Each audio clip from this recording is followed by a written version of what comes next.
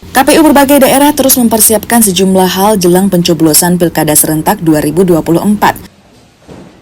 Di Majene, Sulawesi Barat, KPU mulai merakit ratusan kotak suara untuk pemilihan Bupati Majene dan pemilihan Gubernur Sulbar. Total ada 814 kotak suara yang mulai dirakit dan ditarget selesai dalam sehari.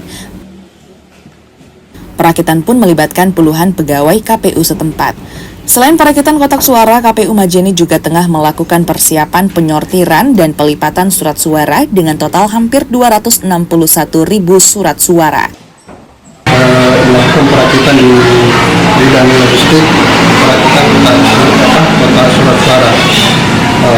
Dan rencananya hari ini itu bisa kita selesaikan dengan jumlah kotak surat suara itu 814. Jadi itu surat suara katanya sementara persiapan untuk penyortiran dan pelipatan. Oh ya, terkait itu kita akan menunggu hasil konsultasi dengan KPU Provinsi.